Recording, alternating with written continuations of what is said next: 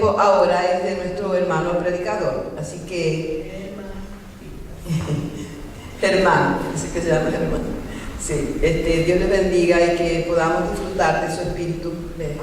Dios, el Espíritu Santo lo use y podamos gozarnos. Nosotros escuchando y él también predicando, porque los que predican aprenden también. Que Dios les bendiga, hermano. Gracias. ¿Tienes el himno tema? ¿Lo podemos poner? Si ustedes han prestado atención a las letras de este himno, son muy profundas, son muy lindas. Es que vamos a cantarlo una noche más. ¿Cuántos se lo aprendieron ya? ¿Todavía no?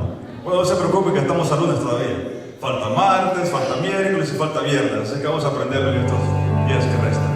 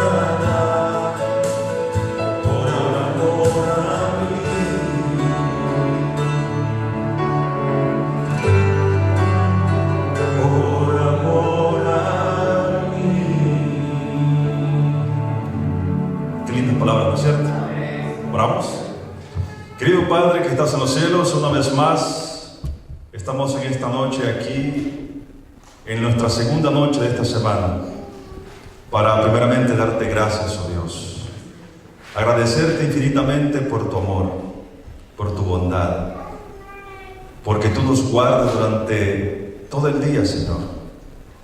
Nos diste un día de trabajo, nos resguardaste, nos has regalado lluvia, nos has dado salud, nos has dado, Dios, familia, nos has dado el gozo de tu salvación. ¿Qué más podemos pedir como seres humanos? Ayúdanos a enfocarnos en ti, Señor. Ayúdanos a poder poner nuestras vidas al servicio completamente tuyo, Señor. Porque tu palabra nos enseña que si te buscamos a ti en primer lugar, todas las demás cosas vendrán por añadidura. Gracias, oh Dios. Gracias. Bendícenos a todos los presentes en el nombre de Jesús. Amén. Y amén. Buenas noches, una vez más. Dios les bendiga. Es un gozo estar una vez más, en una noche más. Queremos también saludar a nuestros amigos que en las redes sociales nos están por ahí observando. Hemos tenido amigos desde El Salvador, amigos desde República Dominicana, amigos de Guatemala, algunos amigos de Puerto Rico también, y varias personas que se han estado conectando. Gloria a Dios por la tecnología. Porque cuando la tecnología aumentó, dice 1 Corintios capítulo 13, que en los últimos días la ciencia iba a aumentar. Y el apóstol Pablo relata que lo único que no va a terminar es el amor. Y cuando él relata acerca de que la ciencia iba a aumentar, tenemos que tener el amor para poder seguir predicando su palabra. Así que gloria a Dios por la tecnología cuando es usada correctamente. A ver, ¿cuántos se recuerdan de qué hablamos anoche? De Naamán. ¿Qué decimos acerca de Naamán el día de anoche? Amén. Orgullo. Durante todas las noches que resta vamos a estar hablando de algún tópico en específico del personaje. Y una de las cosas que caracterizaban a Naamán era su orgullo, como decía el hermano. Si usted se da cuenta, queridos, hoy en día el orgullo del ser humano es el que nos deja a veces aceptar ciertas cosas. Porque nosotros nos damos cuenta que cuando el ser humano logra tener ciertos títulos, si les podemos llamar así, o cierto nivel o altura en la sociedad, a veces se nos sube el orgullo. Y es muy característico de todo ser humano, porque todo ser humano tenemos esas características de ser un poco orgullosos. Como hispanos, decíamos anoche que cuando emigramos a este país, lo hicimos yo creo que por una razón específica que nos identifica a todos. Una vida mejor. Cuando yo abandoné mi país, lugar de origen, El Salvador, con mi esposa, decidimos pues buscar nuevos horizontes. Y así yo estoy seguro que si le preguntara a cada uno de ustedes, todos me respondieran la misma pregunta. Pero ¿qué pasa? Cuando llegamos a un país desconocido, decíamos anoche, haciendo un recuento, que muchos allá quizás en nuestros países de origen no teníamos ciertas cosas que hoy en día tenemos acá. Pero el problema es que como Naamán, cuando logramos tener ciertas cosas y nos sentimos con poder, nos sentimos con las posibilidades correctas, ¿qué hace el ser humano? Se olvida de Dios. Yo estoy seguro que muchos de la gente de Centroamérica específicamente que ha pasado la frontera de México, de Guatemala, para cruzar hasta este lado, tendría una historia diferente para decirme en esta noche. Y cada vez que yo tengo la oportunidad de platicar con algún paisano o cualquier otra gente de Centroamérica, me dice: y tuvo que cruzar todo Guatemala y todo México, así como esa caravana que ustedes ven en las noticias que vienen por ahí. Todo el mundo tiene una historia diferente. Unos se tardaron 7 días, otras personas tardaron 18 días, otras personas tuvieron que durar un mes entero porque los cogieron presos, no tenían que comer, y cada quien me da una historia diferente. Pero ¿qué pasa cuando estamos ya del otro lado? ¿Usted se recuerda del pueblo de Israel? La palabra de Dios nos relata la historia del pueblo de Israel, del pueblo de Israel que había estado cautivo en Egipto por mucho tiempo. Pero cuando Dios los saca de ese lugar donde ellos estaban y les promete, y el libertador llegó, y eran esclavos, pero cuando ellos salieron de esa situación en el desierto, que no era el plan de Dios, no era el plan de Dios que el pueblo de Israel estuviera 40 largos años en un desierto, ellos muchas veces murmuraban y decían: bueno, pero allá en Egipto teníamos comida, allá comíamos carne. Cuando ellos recibían maná del cielo, comenzaron a quejarse que en Egipto tenían todo, y ahora tú nos sacaste a morir aquí en el desierto. Porque la gente nunca está contenta con lo que el Señor le da. El ser humano siempre pide y quiere más. Y ese espíritu de querer tener más, de querer tener más y querer hacer más, muchas veces es enfermizo. Y no estoy diciendo que lo que tú tienes o lo que Dios te ha dado es malo. Porque la palabra me enseña y nos dice que Jehová desea y quiere que nosotros los seres humanos seamos prosperados absolutamente en todo. Y cuando se refiere a todo, se refiere a todo. ¿Cuál es el problema? Que como seres humanos nos desviamos cuando ese todo llega a nuestras manos y como el pueblo de Israel comenzamos a quejarnos en el desierto. Y ahora viene el mar de la vida, vienen los problemas de la vida, vienen las situaciones, y no es que Dios quiera esas situaciones para nosotros, sino que nosotros nos quejamos y no avanzamos en nuestra vida espiritual por razón de quejarnos mucho como el pueblo de Israel. Y hago esta introducción porque no es el tema en sí, pero hago esta introducción porque hablando de Naamán como el día de noche, el orgullo, queridos hermanos, es lo que está llevando a muchos a perderse en estos días. Porque Jesús busca al ser humano incansablemente. La Escritura nos enseña que desde el libro de Génesis hasta el Apocalipsis refleja la búsqueda de Dios, de Jesús, para con el ser humano. Si tú te recuerdas y lees en tu casa el libro de Génesis, los primeros 5 capítulos del libro de Génesis, la palabra nos enseña que desde el principio, cuando Dios creó al hombre, Adán y a Eva, lo puso en un huerto, dice su palabra. Todo era perfecto, todo era maravilloso, todo era armonioso, no habían enfermedades. Pero por causa del libre albedrío, de esa libertad de escoger que le dio, que es un don maravilloso, dicho sea de paso, que tenemos como seres humanos, pero que el hombre mal interpretó o mal escogió, el pecado entró a través de un hombre, dice su palabra.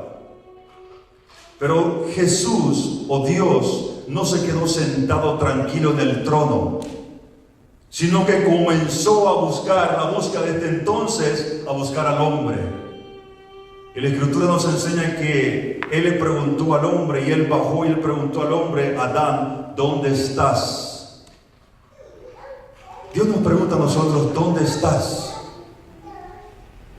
¿Qué tú haces con tu vida? ¿Qué tú estás haciendo con la libertad que yo te he dado?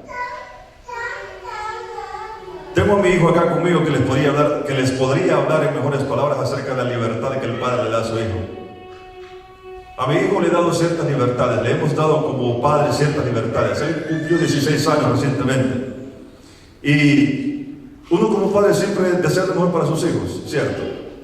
Y uno como padre dice, y lo digo en este tono inmigrante, y uno dice, y a veces no sé si está bien decirlo de esa manera, lo que yo sufrí cuando era pequeño, lo que yo no tuve, mis hijos lo van a tener. Cuidado, mucho cuidado con eso. Lo que yo no tuve en mi país de origen, cuando mis padres tenían que trabajar arduamente, mis hijos lo van a obtener.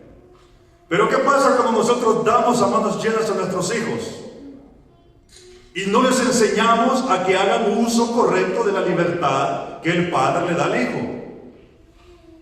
Mi hijo quería un teléfono. Le dijo, está bien, voy a darte un teléfono. Van a haber horas de restricciones para que usted ponga el teléfono todas las noches en esta canasta. Los sábados usted no puede usar el teléfono, va a estar en el bolso de la mamá.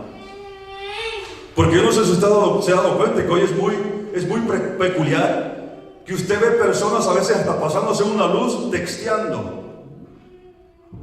Es muy común que usted ve, yo que manejo camiones un poco altos, grandotes, desde allá arriba logro ver a personas que van manejando, texteando y comiendo. Increíble.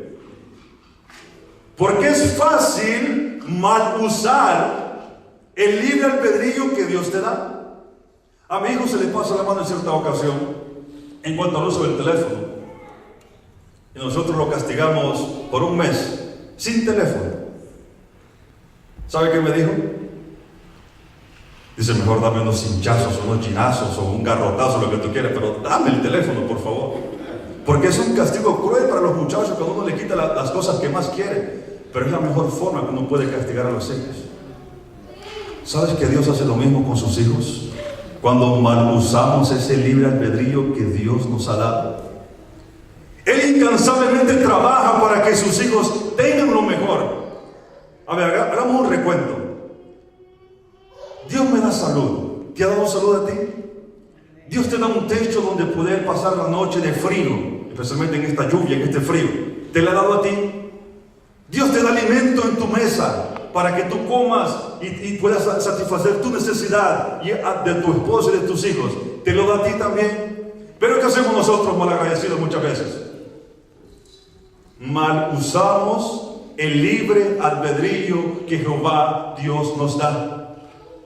Y por esa razón Dios permite ciertas situaciones en la vida del hombre, no es porque es la voluntad de Dios. Mucha gente dice, tendrá que ser un castigo de Dios. Hermanos, Dios es amor, pero su palabra me dice que también es fuego consumidor. Jehová se molesta también con nosotros. Jehová se disgusta también con sus hijos. Pero Él nos ama tanto que cuando Él comenzó la búsqueda del ser humano desde Génesis, buscando a Adán, buscando a Eva, formando un plan para volver a traer el hombre nuevamente al estado original, no se quedó sentado cómodamente, sino que comenzó a trabajar.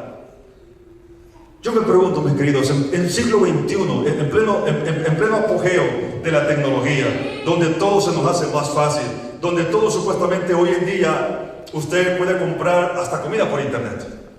Ahora no es necesario que usted vaya al supermercado, usted puede nomás ir online, ir a stopandshop.com, no sé, usted hace su comprado por Stop and Shop y va ahí un camioncito a dejarle su comprado a la casa. Usted hace un comprado por Walmart o por lo que sea y va por ahí, por internet y va a su casa. Todo se ha ido haciendo más fácil para el ser humano. Pero nosotros en la vida cristiana nos estamos acomodando a este estilo de vida.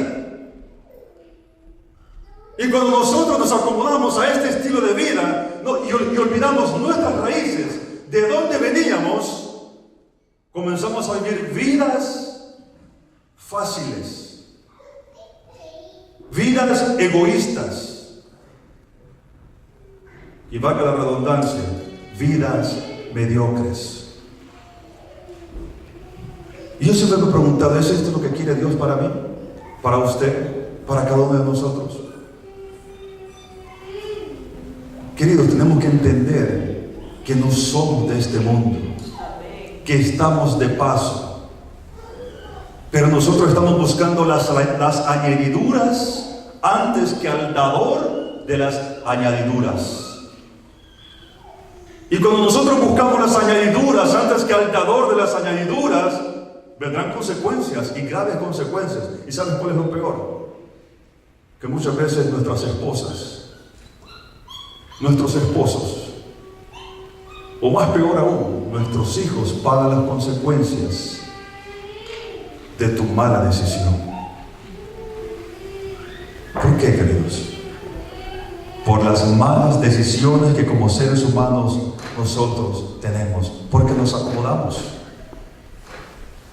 Porque nos acomodamos al estilo de vida. Y no es eso lo que Dios quiere para cada uno de nosotros. Su palabra nos enseña, queridos. Lucas 19, nuestra lectura bíblica, versículo 10 dice: porque el Hijo del Hombre vino a buscar y a salvar a lo que se había perdido. ¿Qué era lo que se había perdido? ¿Qué era lo que se había perdido? A ver, yo les pregunto, y sean muy honestos, en base a lo que estamos hablando, ¿cuántos de los que estamos aquí presentes se consideran perdidos?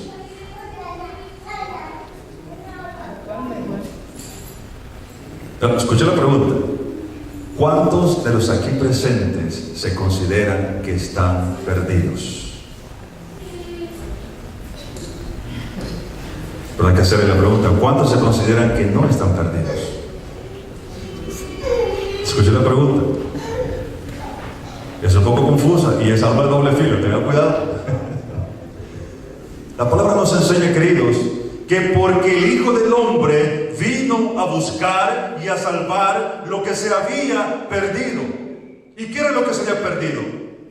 El libro de Génesis relata que cuando Adán y Eva pecaron, hubo inmediatamente un plan de rescate. Ese plan de rescate, Pablo lo menciona, que era un mensaje que había estado oculto, pero que ahora es puesto en acción al servicio, al rescate de la humanidad. Ahora viene entonces Adán y se da cuenta de que ha cometido un delito. ¿Cuál era el delito de Adán? ¿Adulterio? ¿Cuál era el delito de Adán? ¿Mató? desobediencia. Ahora, él tenía que entender que para hacer suya la salvación, por eso el tema de hoy, ¿está por ahí? No.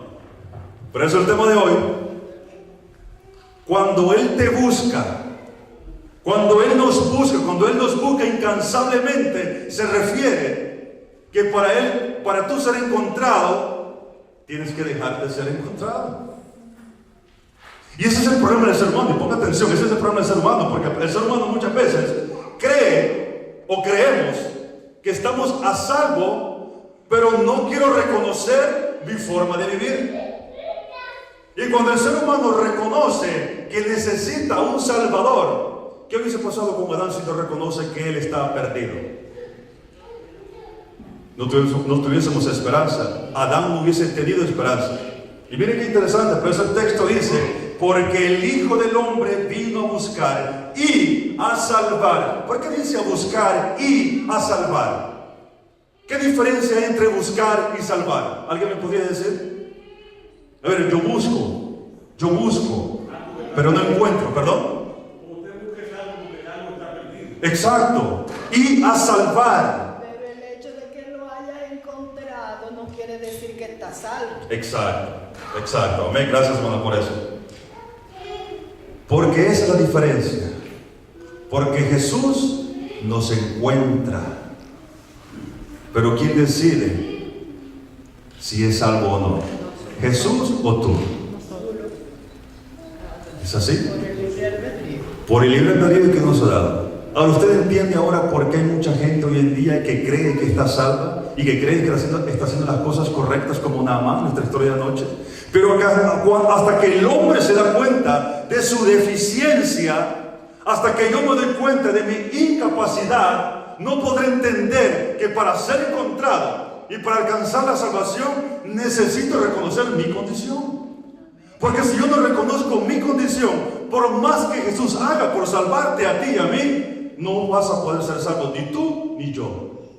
Porque mi orgullo impide, crea una barrera, y al crear esa barrera, mi conocimiento, mis títulos, mi forma de hablar, mi forma de vestirme, mis posesiones, mi familia, y podría ir más allá, mi posición en la iglesia nos hace creer que muchas veces estamos a una altura que no necesitamos más.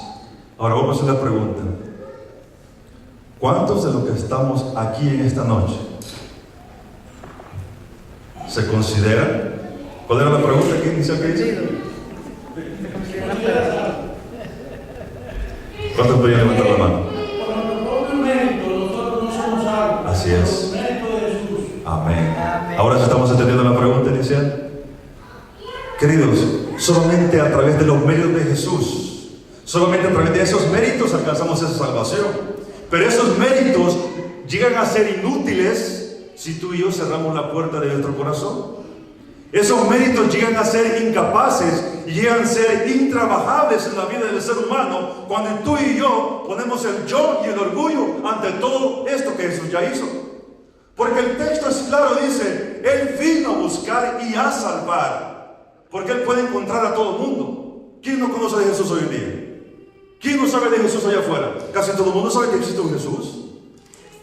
El otro día por ahí, caminando por Chelsea, haciendo obra misionera, luego que salimos de la radio, nos encontramos un borracho, y llego casi llegando a la iglesia en Chelsea, y el borracho se acerca, y dice, ¿ustedes son cristianos? Digo, sí. Y háblame de Jesús.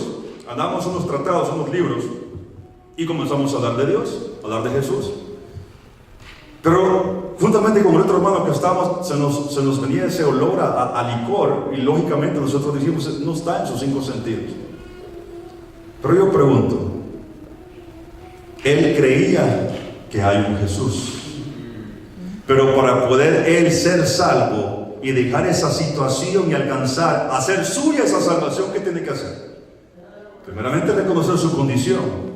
Luego que reconozco mi condición, aceptar la salvación que Jesús ofrece. Y una vez que yo acepto la salvación que Jesús ofrece y acepto mi condición y me doy cuenta que por más que yo intente no lograré ser salvo, ahora entonces ahora yo he sido encontrado y he adquirido la salvación que Jesús ofrece.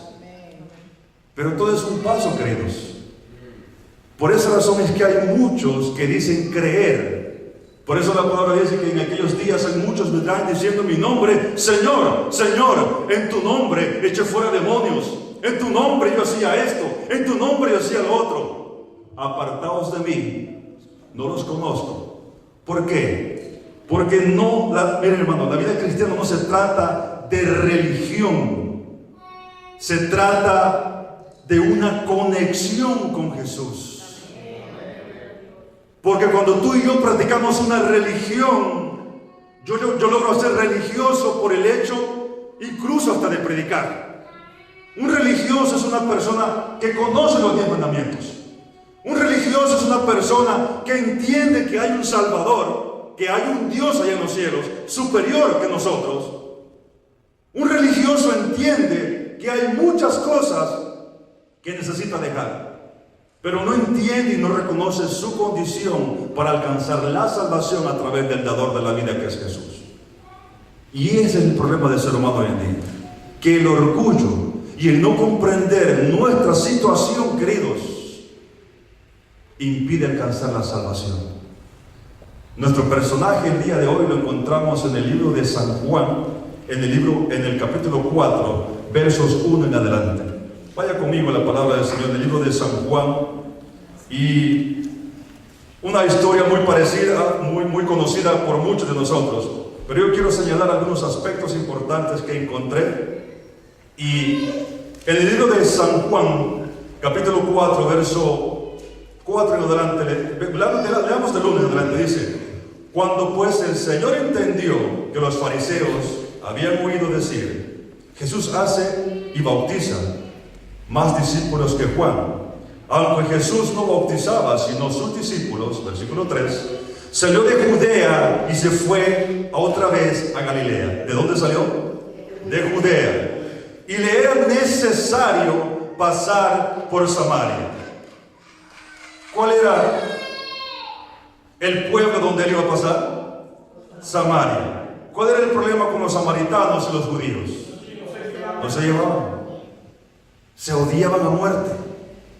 Por alguna situación de la vida, habían pasado muchos años que estos dos pueblos, que estas dos naciones no entrelazaban amistades entre sí, ni siquiera hablaban entre sí. Quizás un vecino necesitaba algo, pero porque era samaritano y yo era judío, ese era motivo suficiente para yo no hacer un favor. ¿Ha visto usted eso hoy en día? Muchas veces entre nosotros mismos, los miembros, o los mismos hispanos a veces. En toda la época ha habido disensiones en la iglesia. Eso es así. Pero ¿por qué razón Jesús quiso pasar por Samaria? Vino pues a una ciudad de Samaria llamada ¿cómo? Sicar. Junto a la heredad de Jacob dio a su hijo José. Y estaba allí el pozo de Jacob. Entonces Jesús, cansado del camino, se sentó así junto al pozo. Era como la hora sexta. Vino una mujer de Samaria a sacar agua, y Jesús le dijo: dame de beber, pues sus discípulos habían ido a la ciudad a comprar de comer. La mujer samaritana le dijo: ¿cómo tú, siendo judío, me pides a mí de beber, que soy mujer samaritana? Porque judíos y samaritanos no se tratan entre sí. Respondió Jesús y le dijo: si conocieras el don de Dios, y quién es él que te dice, dame de beber, tú le pedirías y él te daría agua viva. La mujer le dijo: Señor, ¿no tienes con qué sacarla? Y el pozo es hondo. ¿De dónde pues tienes el agua viva?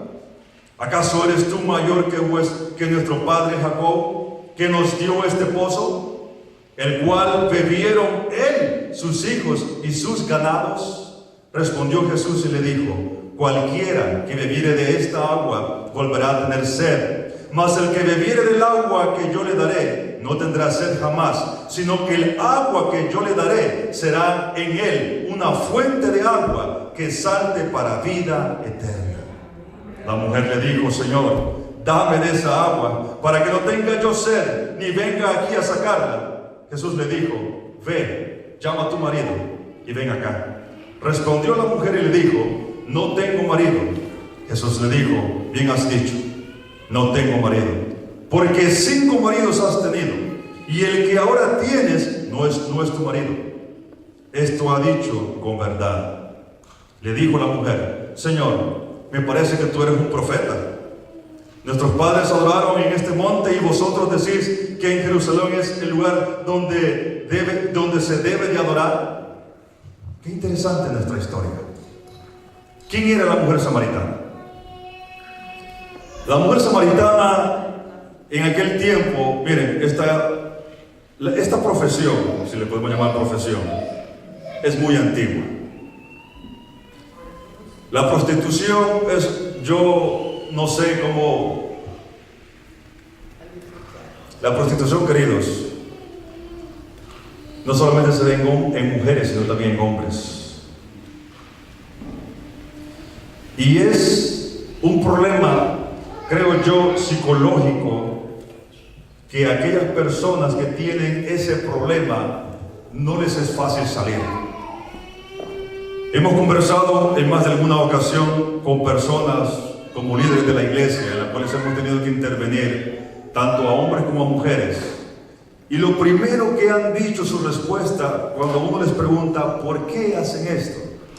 Dicen, es que fui abusada de pequeña, o fui abusado de pequeño, o tengo hijos que mantener y tengo que ganarme la vida de alguna manera. ¿Saben de que hay personas, incluso en este país, que se prostituyen simple y sencillamente porque no encuentran aceptación y no encuentran tal vez una forma de poder generar dinero? Y no es que no encuentren en sí un trabajo, una forma de generar dinero, sino que me refiero, su mente está dañada, psicológicamente están destruidas este tipo de personas que se sienten rechazados. La samaritana era una de esas personas. Y si el apóstol se tomó el tiempo usado por el Espíritu Santo para escribir esta historia en la palabra de Dios, es porque algo nos quiere enseñar a nosotros. Los samaritanos y los judíos no se llevaban. Sicar era una ciudad, Sicar quiere decir la ciudad de la borrachera. Era una ciudad, era un pueblo donde el evangelio de Jesús no había tenido tanto efecto. El ministerio de Jesús, ya el ministerio de Jesús tenía largo rato en su apogeo, pero la ciudad de Sicar, por alguna razón, no había podido entrar el evangelio con fuerza, porque no solamente, como se dice la palabra, la ciudad de la borrachera, existían personas malas, personas que no querían saber de Dios, no querían saber de Jesús. ¿Cuántos han ido a traer agua alguna vez en cántaros o en su espalda, en su cabeza, más de alguna vez? ¿Se recuerdan cuando íbamos allá al río y teníamos que ir al pozo y no había agua en la casa y teníamos que ir a traer? Óigame, ¿cuál era la hora que usted buscaba para ir a traer el agua? Yo me recuerdo que en nuestro pueblo donde vivíamos, en El Salvador, había un tanque, le llamábamos, muy cerca de la casa donde vivíamos. Y siempre con mi hermana buscamos la hora más tempranita para ir, teníamos que ir para la escuela. Teníamos que ir a traer en un cántaro, en espaldas, y unos tremendos cubetones así de enormes, el agua, que como eran muy abiertos, costaba más en llenarlo y llegaba casi a la mitad de la casa, porque como se iba cayendo todo y nosotros nos íbamos bañando ahí. Pero buscamos la hora más fresca para poder hacer este trabajo, porque era pesado. Pero ¿a quién se le ocurre en la hora sexta? ¿A quién se le ocurre venir como a esta hora a sacar agua al pozo? ¿Por qué razón la mujer samaritana buscó esa hora específicamente para venir al pozo? Porque a esa hora no iba todo el mundo. A esa hora no iba todo el mundo. O sea que se escondía de alguien. No quería que la vieran. Se sentía rechazada. Se sentía ausente a su... No sé, en su contorno no había la aceptación correcta de esta persona. Y esa fue la razón por la cual ella decidió llegar al pozo en ese momento. Pero la historia dice que se encontró a Jesús. Jesús se cansó después de un largo viaje cuando venía. Y él necesitaba agua. Y la agua que él ofreció a la mujer samaritana fue el agua de vida. Ahora, ¿quién era la mujer samaritana? 5 maridos has tenido y el que tienes no es tuyo. ¿Qué les hace pensar a su mente? Una mujer perdida. Una mujer perdida. Una mujer De la vida. de la vida alegre, como dice por ahí. Pero Jesús elige a esta mujer específicamente y le dice: ve, trae a tu marido. La mujer dice: no, ese no es mi marido. Bien lo has dicho, porque 5 has tenido, el que tienes no es tuyo, o sea que era el sexto. ¿Y quién sabe cuántos más? En cierta ocasión, en una iglesia X, en un pueblo X, llegó una dama con deseo de escuchar la palabra del Señor. Estamos al aire libre en una conferencia evangelística, predicando a voz en cuello la palabra. Esta dama, que seguramente había pasado muchas situaciones en el pasado, que quizás el único vestuario que tenía era lo que ella andaba o era su forma de vestirse. ¿Y saben qué es lo primero que nosotros hacemos como seres humanos? Cuando la vieron entrar, todo el mundo quería voltear la cabeza. Bueno, oígame, ¿qué pasó? Nadie quería sentarse a la par de esta dama. Yo recuerdo que por ahí alguien dijo: cuidadito, y usted, jovencito, se va y se sienta a la par de esos muchachos. Que la mente se distrae, ¿oíste? Pero yo me pregunto, queridos, ¿quién soy yo para juzgar la vida de mi hermano o de mi hermana? Jesús vino a traer salvación a este mundo. Jesús vino a dar salvación a la mujer samaritana. Y en aquel tiempo yo me imagino que tal vez no había ese tipo de moda de vestirse corto, tal vez, o de andar enseñando, qué sé yo, todo, no sé, pero la mujer, lógicamente, con su testimonio, todo el mundo sabía que era una mujer de la vida alegre. Pero esa mujer en ese pozo encontró la salvación porque creyó en Jesús, porque se dejó encontrar. Y cuando ella se dejó encontrar, alcanzó la salvación por creer en Jesús. Y ese es el resultado, querido, que cuando tú te dejas encontrar por Jesús, Él te otorga la salvación, pero si tú se lo permites. ¿Qué hubiese pasado si la historia dijese: pero la mujer no creyó en Jesús, pero la mujer pensó que este quizás era un charlatán, y dio la vuelta y se fue con su cántaro de nuevo a Sicar? La historia cambia totalmente. Queridos, Jesús vino a buscar lo que se había perdido. Muchas veces nosotros creemos que por el hecho de venir a la iglesia o por saber la palabra de Dios hemos alcanzado la salvación. Pero, queridos, solamente es cuando yo reconozco mi situación y me dejo usar por el poder transformador de Jesús, es que somos encontrados por ese poder maravilloso de Jesús. Y por eso ten muy cuidado cuando tú creas, o cuando tú crees que por lo que hago, o que por las obras para que nadie se gloríe, porque si fuera por mis obras, hombre, yo creo que hubiese sido salvo ya hace rato.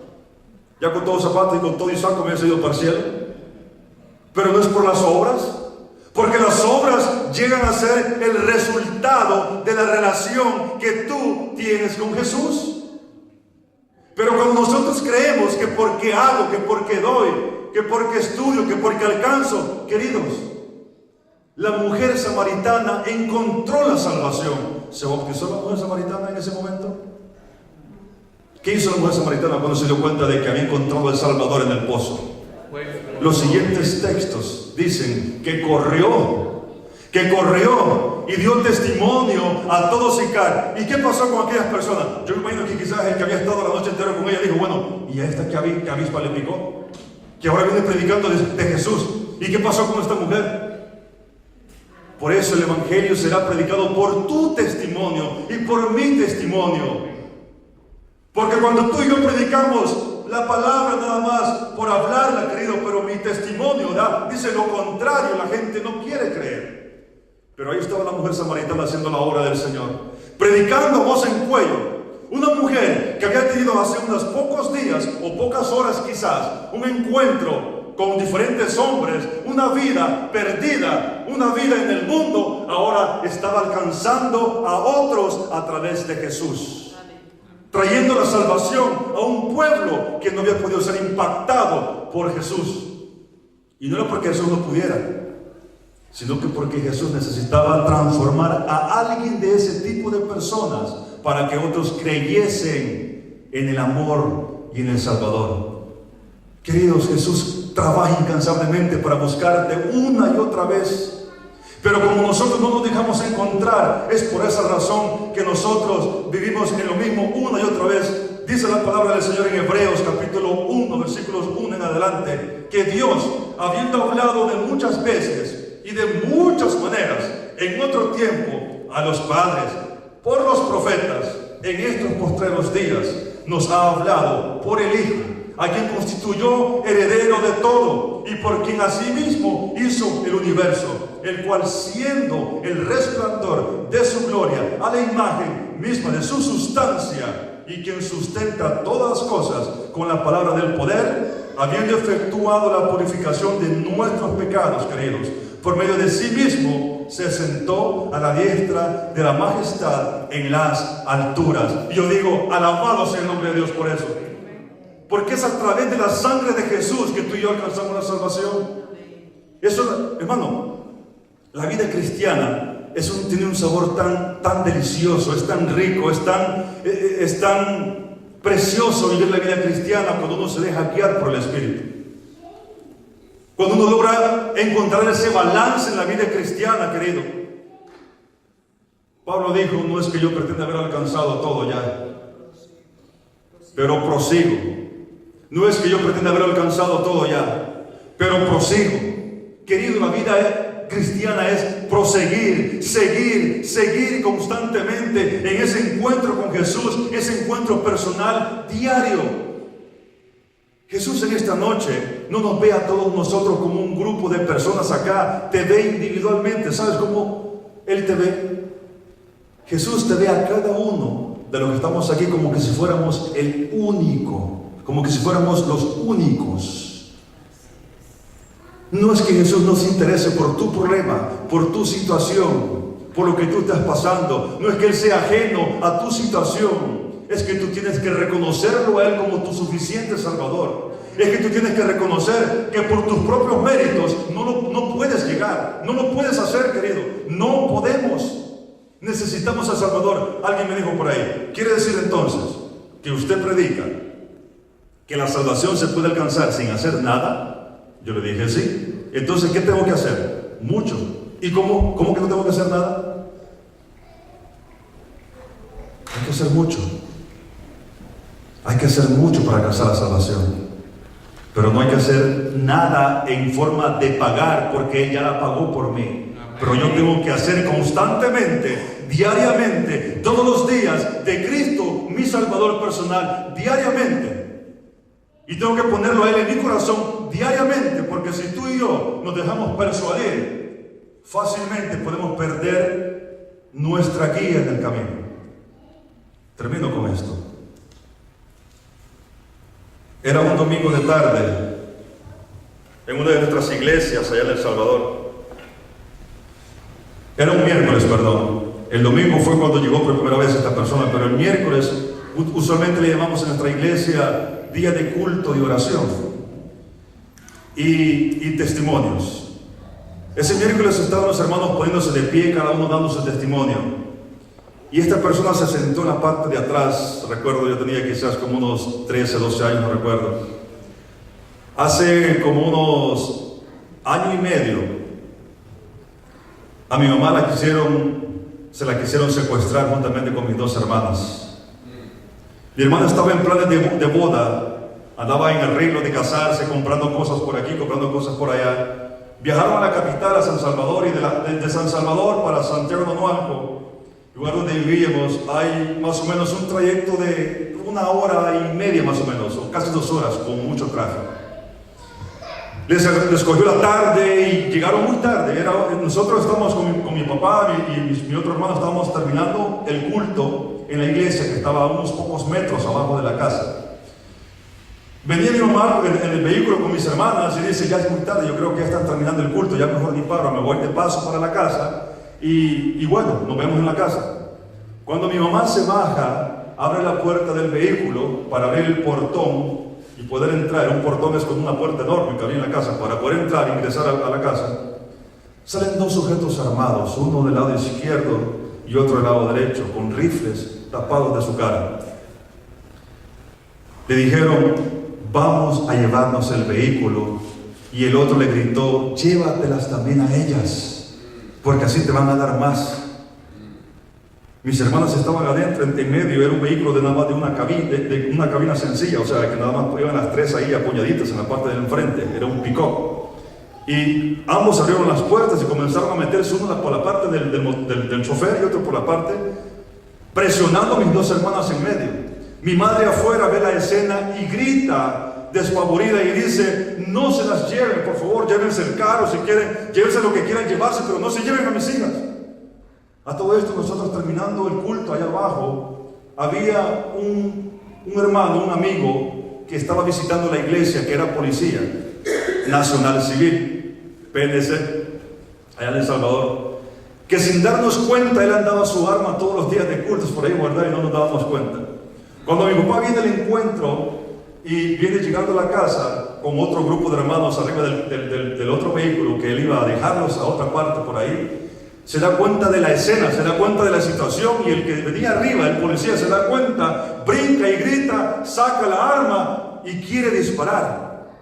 En ese momento mi papá, mi hermano y todos los demás hermanos dicen, no lo haga, porque si hace eso vamos a morir todos aquí, va a haber una balacera, va a haber aquí algo tremendo. Por no se les larga la historia, queridos, el hombre decidió llevarse el vehículo y otras tres cosas por ahí que encontró y salió hecho una bala por toda esa carretera. No supimos más. Pasó año y medio, como estaban cubiertos no sabíamos quién era. Ese miércoles de culto llegó un hombre extraño que hace unos meses atrás había estado llegando constantemente a una conferencia evangelística que habíamos tenido al aire libre por 30 días. El hombre llegaba siempre así, lo conocimos porque era conocido del pueblo, porque en un pueblo casi todo el mundo se conoce. Y sabíamos que era un hombre que de pronto le gustaba la droga, que andaba por ahí muy oculto, siempre andaba por ahí escondido en las carreteras, en las calles más oscuras, etcétera, etcétera. Ese día él se para y dice, cuando todo el mundo se había parado, y el que estaba dirigiendo dice, ¿hay alguien más que quiera dar su testimonio? Todo el mundo se quedó callado y dijo, bueno, si no hay nadie, y él levantó la mano y dijo, yo quiero dar mi testimonio. Cuando él comenzó a relatar que él era el autor de aquella situación que había pasado hace un año y medio atrás, él decía, yo fui el que quería secuestrar a la hermana Emma, a la esposa del hermano Francisco, mi padre. Yo fui el que hice esto, yo fui el que hice lo otro. Comenzó a decir otras barbaridades más que había hecho en el pueblo, y todo el mundo nos quedamos con la boca abierta, nos quedamos preocupados, nos quedamos mirándonos unos a otros como hermanos, y un silencio rotundo en el culto. Todo el mundo se calló. Ese hombre, un mes y medio más tarde, estaba bajando las aguas bautismales. Y él decía, yo le pido de favor a mi Dios que me perdone, pero también le pido de favor al hermano Francisco y a su esposa, a la familia Rivas, que por favor me perdonen lo que yo quería hacer, porque lo que se pasó por mi mente hacer con sus hijas fueron cosas increíbles, fueron cosas sucias, y iba a ser lo peor. La sangre se nos ponía, la piel se nos ponía como de gallina. Y nosotros logramos sentir eso. El Señor logró perdonar a ese hombre porque logró entregar su vida y su corazón al Señor. Porque el Señor lo estaba buscando, pero no fue hasta que Él entendió que se dejó encontrar y alcanzar la salvación. Lo mismo con la mujer samaritana. Queridos, para Dios no hay excepción de personas. ¿Por qué tú y yo hacemos excepciones a veces? Para Cristo no hay excepción de personas. Dios nos ama a todos por igual, y Él te busca y sigue buscándote incansablemente en la vida. Te llama y te habla a través de sueños, a través de una predicación, a través de una música, de una canción cristiana. El Señor te ama, te dice, no lo hagas, no lo hagas, regresa, ven, acéptame. Pero nosotros muchas veces vamos en la dirección contraria, y este hombre por mucho tiempo anduvo en la dirección contraria, pero él logró entender que solamente a través de aceptar a Jesús como su Salvador pudo alcanzar la salvación. Queridos, yo voy a pedirle a Melanie que por favor pase y que entone la siguiente alabanza. Y si hay algún amigo, alguno de nuestros amigos en esta noche que quiere aceptar a Jesús como su único y su suficiente Salvador personal, yo quisiera que te pongas de pie.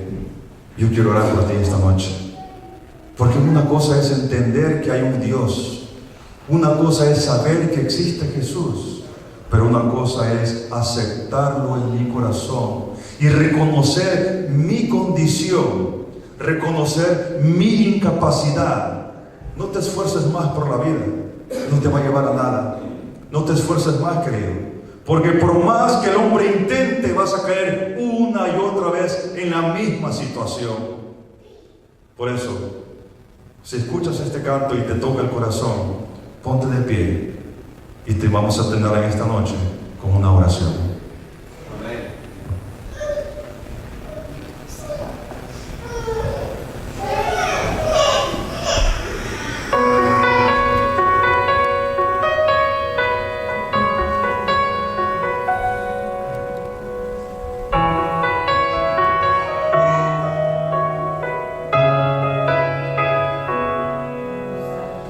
Dios entiende tu existencia, sé que tú